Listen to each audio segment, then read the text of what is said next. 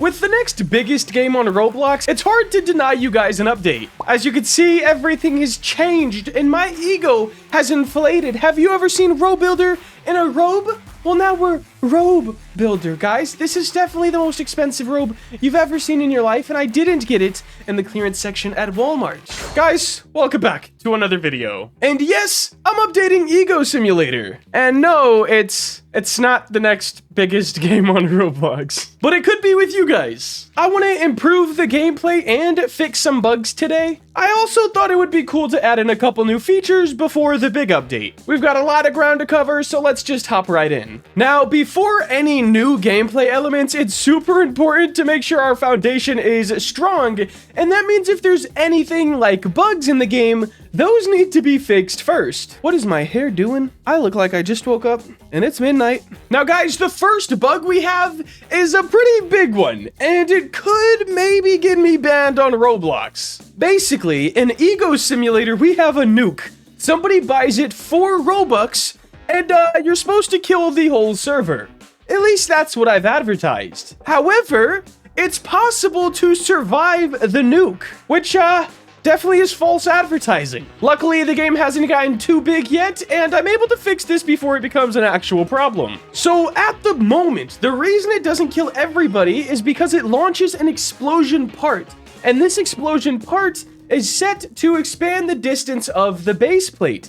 However, since the base plate is a square and the explosion part is a circle, when it reaches the edges of the base plate, it's kind of cut off. So if this is like the corner of the, and then a square, you could survive the nuke in the corners, guys. I don't know why that was so hard for me to explain. You could survive the nuke if you go all the way to a corner of the map, and this is no bueno. So instead of jumping into the script, I'm gonna just kind of go away from the script.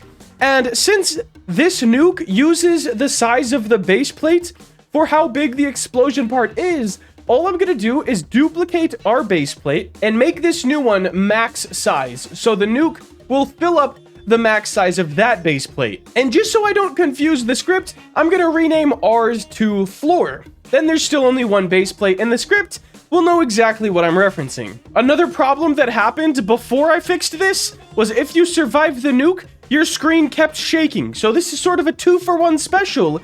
2 bugs, both squashed with 1 fix. Now, there's one other bug or issue, and it's not really game-breaking or anything. It's more so just annoying, and that is the hats and accessory scaling. Like, your head gets bigger sometimes, and your glasses could go like 20 feet in front of you, and it's just not too aesthetically pleasing. I think I have a way to fix this. Now, previously, what was causing this is when we repositioned the head, or when the head is scaled, all I did was repositioned the head attachments, but not the accessory attachments. So over time, everything kept spacing out.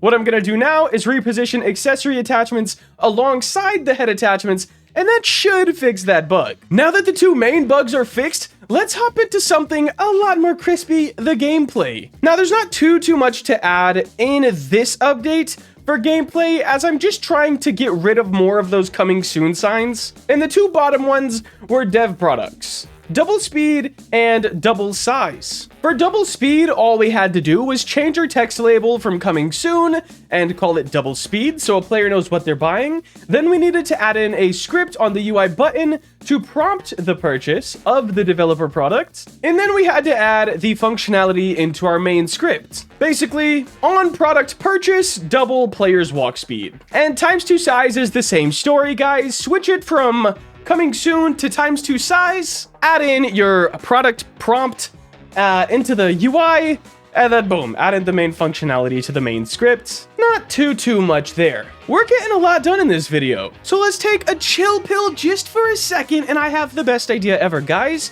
Hear me out. You should drop a like on the video, okay? Now, I'm no salesman, but I think I have a good reason why you should drop the like, okay? Here it is. I would smile. And the world needs more smiles, so like literally, it's up to you.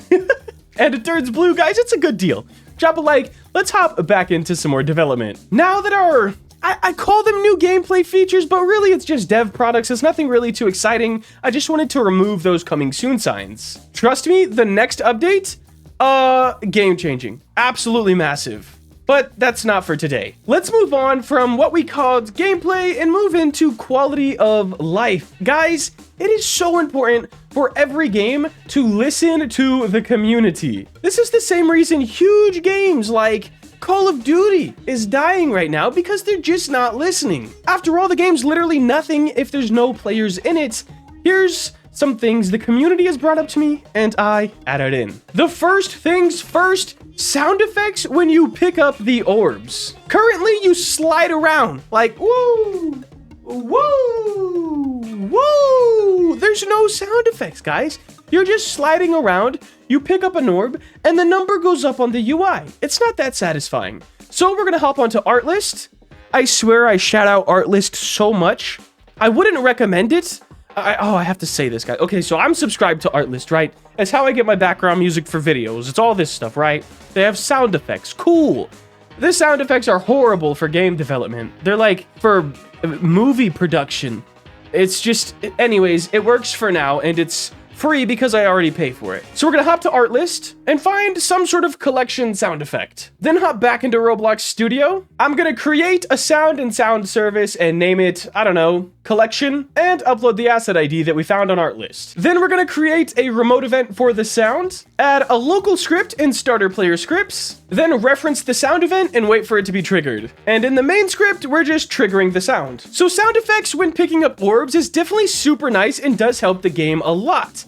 What could I add next to help the quality of life or make this more satisfying? Because satisfying is the key word when it comes to developing on a Roblox. I think some sort of pop-up when you pick up an orb. Now we can tackle this with just a few easy steps. First up, we gotta create another remote event. This one we'll call pop-ups. Then we need to create some sort of UI. This is what is going to pop up when this event is triggered. We're gonna create a local script in Screen GUI and then throw in our pop-up frame inside that script. For the script, I just defined the template and made some randomness. Then referenced the pop-up event and waited for it to be triggered. I also set random X and Y positions for the pop-ups, so they pop up all around the screen.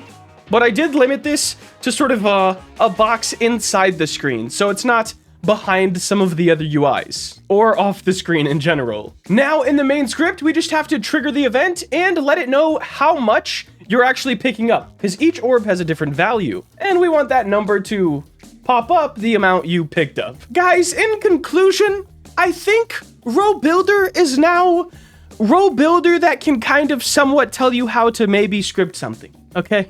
Like, look what we've gotten. Almost 100% solo, and that does bring me to one more point, guys. I am no longer gonna be solo on this project. It was fun.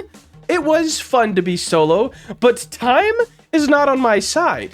And I know we can make this have a ton of updates with a little bit of help. Anyways, the game is a lot more satisfying than it was before this video, and if you buy the nuke, there's no more survivors, man. It is what it is. Let me know what you guys think of the game so far down in the comments below, and make sure to subscribe if you want to see daily content like this. And for all the people who come back daily and stay till the end of the videos, guys, I have 3 questions from yesterday's video that you have been dying to the answers. Dying for the answers? I don't know. I should go to bed. Question number 1 is from Goose13378. And they said, what's your favorite type of music? I gotta be honest, I have 2 favorite types of music, right? It depends what kind of day it is. I like the sad boy rap music, right? Like some NF or something, okay? I like that. Or I like the gangster rap, man. Like, I'm gonna do some crazy stuff. It gets real crazy, guys, all right? Now, look, this, you know, I actually like a lot. I also like inspiring music. What's my favorite music? I'm just gonna say rap in general, because if we look at my playlist, that's it. Question number 2 is from MX-ZV7QC. Wow. I don't know if anyone would ever remember how to type that in if you're trying to start a YouTube channel, so just a quick little tip to you. Maybe shorten it up a little bit, make it a little more catchy. But I don't know your whole life story, so sounds good. Anyways, hey, Row Builder, I have a bike, and I know you have some bikes. I just wanted to know, what's the top speed of your bikes? Now, guys, for legal reasons, the top speed on my bikes is the posted speed limit on any given road. For edited reasons, perhaps on a green screen filmed in Mexico, 120 is about the top-ish, okay, for these. I've had faster bikes. I have outgrown my fast boy ways. I like to go slow, like 15 miles per hour in a parking lot doing wheelies. Is my new cup of tea, guys. Speeding is what's getting a lot of these riders gone. And that is so, like, just, like, I would not get a bike if you want it just because it goes fast, okay? That's all I'm gonna say. But a great question, and considering the fact you want to go fast, all I'm gonna say is, bro, stay safe and wear your gear. Our last question is actually a nice segue. From Barry Tracing, what else do you need to do to finish the dream game? Now, guys, it's like a lot, but also not a lot. So the main thing that's holding us back right now, I have to build so many unique buildings.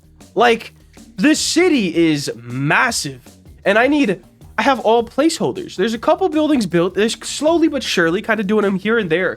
But there's so many buildings, and I just haven't been able to bring myself to do it. Also, the programmers working on the bike system, we now have an actual physics-based balance point. So just like in real life, when you get to a certain part in a wheelie on a motorcycle, it's just balanced. You're no longer giving it gas, and you're no longer hitting the brake. We now have that. We have also fixed the little glitch where your tires go through the ground, because that was ugly. And yeah, it's just more and more quality of life and making things more satisfying on the bike system itself. But after that's done, and after the buildings are done, I think we're going to be pretty ready to go. Now, guys, I honestly love answering these questions at the end of videos, so keep them coming in the comments below. That is going to wrap it up for today. If you did enjoy and want to see more content like this, I probably will actually not have my hair like this and not be in this robe. I might be in this every day. This could be my new branding. Should I get a gold robe? Feel real nice? Guys, make sure to like, comment, and subscribe. Have a great day. Later.